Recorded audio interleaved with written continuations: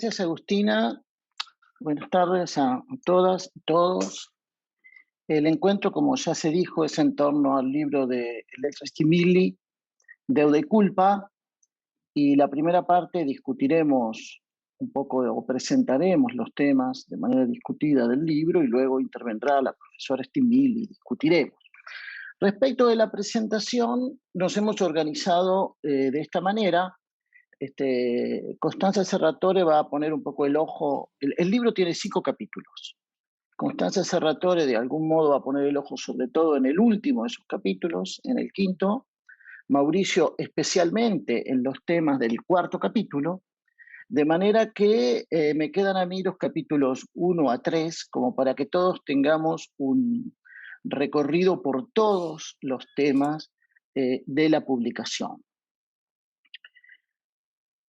El libro fue publicado originariamente en italiano en el 2015 y acaba de aparecer en español a finales del año pasado, editado en España por la editorial Herder. Lo primero que hay que tener en cuenta es que la versión original, el texto en italiano, aparece en relación con lo que se denominó la crisis de la deuda y las políticas de austeridad.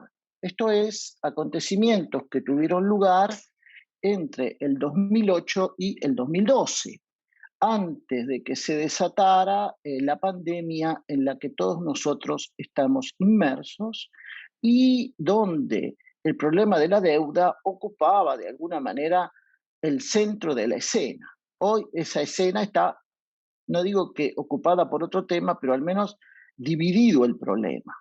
Por un lado el de la pandemia y por otro lado el de la deuda, que están relacionados entre sí y no tardará mucho en que hagan una simbiosis ambas cuestiones, de tal manera que más allá de las urgencias del virus, la problemática planteada por el texto de Stimili no carece para nada de actualidad.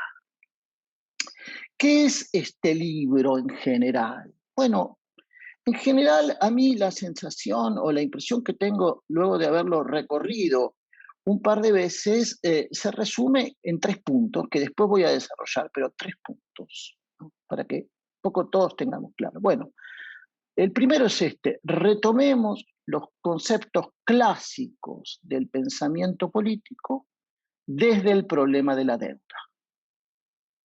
Y los dos conceptos clásicos que están fundamentalmente involucrados son el concepto de Estado y el concepto de ciudadano. ¿Qué significa? No en un contexto de deuda, sino en una situación de endeudamiento constante. ¿Qué significa hoy Estado? ¿Y qué significa ciudadano? Claramente, el sentido de estos dos conceptos ha cambiado desde esta realidad, desde esta situación de endeudamiento, porque más que la deuda es el endeudamiento.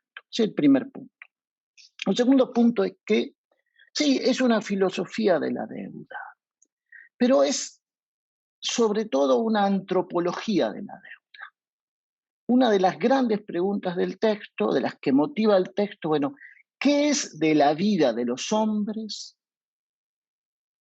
que viven su vida endeudados a nivel de los estados y a nivel de los ciudadanos, la vida individual y la vida colectiva? ¿Qué es finalmente la vida endeudada?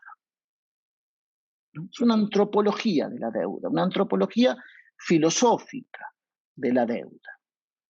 Y el tercer punto es que para reformular esos conceptos, el de Estado y el de ciudadano, desde el punto de vista de la deuda, y para elaborar esta antropología de la vida endeudada, Stimili recurre a una serie de autores, algunos del siglo XIX, como Marx y Freud, algunos grandes autores del siglo XX, como Foucault y Carl Schmitt, algunos grandes autores de la tradición italiana, como Giorgio Agamben y Roberto Espósito, en cuya tradición se inserta esta reflexión que lleva a cabo el libro, y algunos grandes autores, o grandes autores de la tradición que hoy nosotros calificamos de feminista.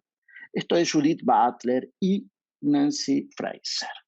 Eso como presentación general del texto, una reproblematización de los conceptos centrales del pensamiento político, desde la situación de la deuda, una antropología de la vida endeudada y una biblioteca de referencia para elaborar esa antropología y problematizar esos conceptos. El primer capítulo se llama La deuda.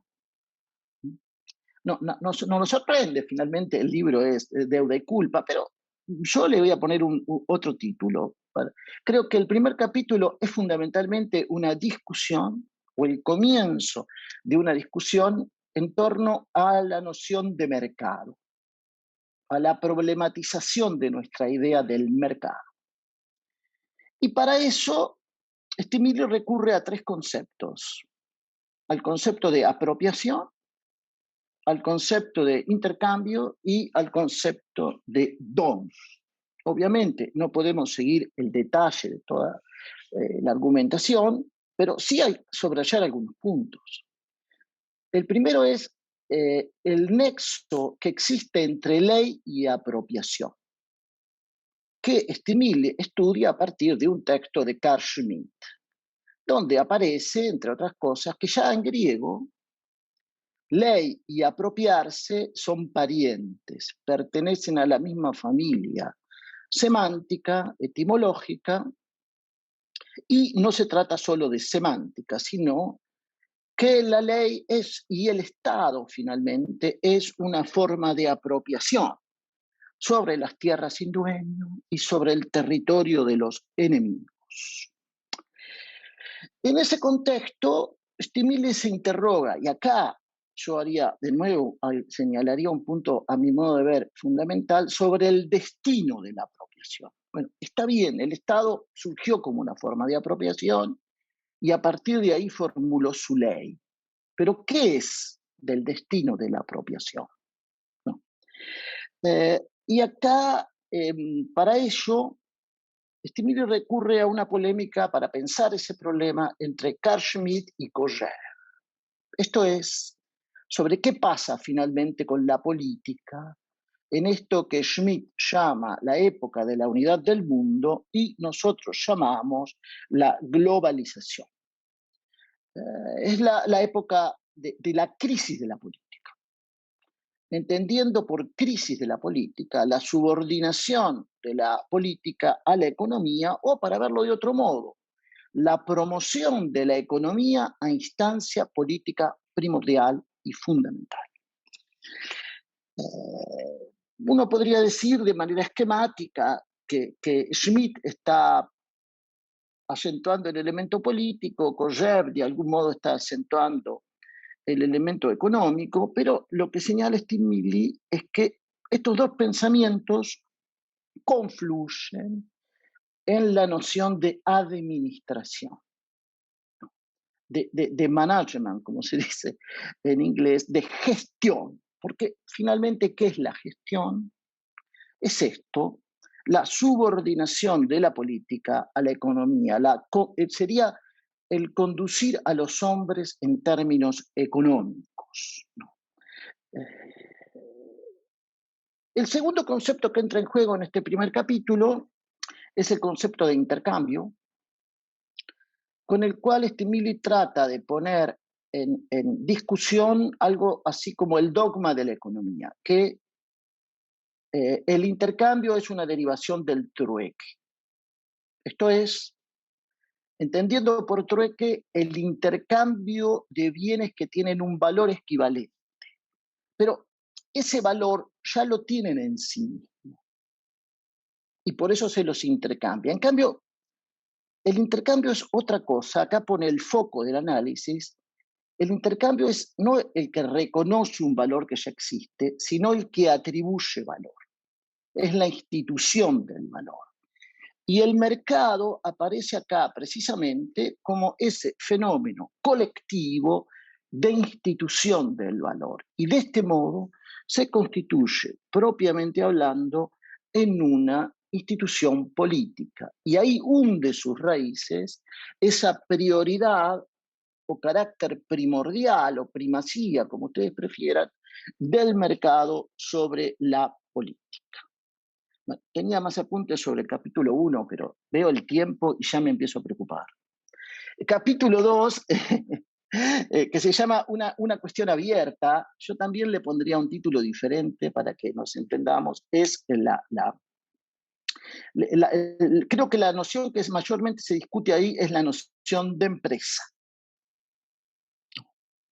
Esto es, ¿de qué modo una racionalidad instrumental, es decir, en la que se coordinan medios y objetivos, y que se define como cálculo de beneficios, ha invadido no solo la vida de los estados, sino la vida de los individuos, al punto que podemos hablar finalmente de un biocapitalismo, que es una de las nociones que efectivamente se analizan en este capítulo segundo.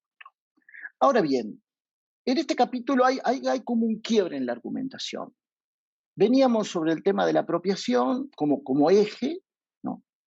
En relación con la ley, en relación con el mercado, pero en un momento del capítulo segundo, Stimili sostiene que no basta la noción de apropiación para pensar la primacía del mercado, para pensar el biocapitalismo, que es necesario recurrir a otras nociones, sobre todo a partir de lo que denomina una crisis de inclusión. Esto es el desacople que se produce en las sociedades avanzadas entre el nivel de vida y el nivel de distribución. Y ese giro que propone va de la noción de apropiación a la noción de fe, porque hay que creer en que el valor que se instituye vale, ¿no?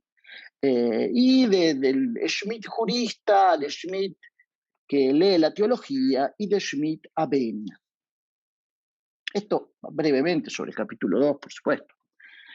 El capítulo tercero, para mí, el eje de ese capítulo es la noción de vida desnuda endeudada. Ustedes conocen la expresión que de algún modo hizo célebre Agamben, de vida desnuda. En Agamben es fundamentalmente la vida expuesta a la muerte, pero acá es la vida expuesta a la deuda, ¿no?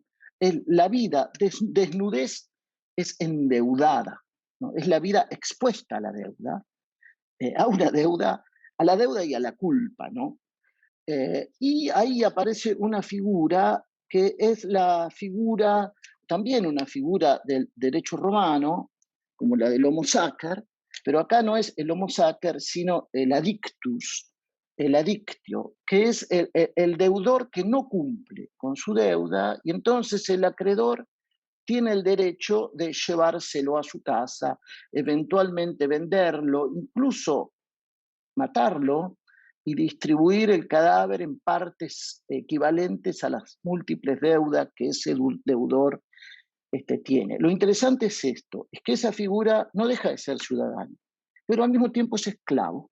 Es la figura en la que libertad y esclavitud entran en una zona de indiferenciación y es la figura que desde el derecho romano ilumina esta idea de una vida endeudada.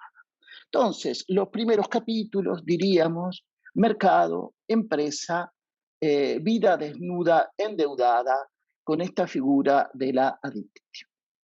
En pinceladas bastante grandes, es cierto, estos son los grandes temas del capítulo primero al tercero. Me detengo acá por el tiempo y paso la palabra a Agustina para seguir con el debate.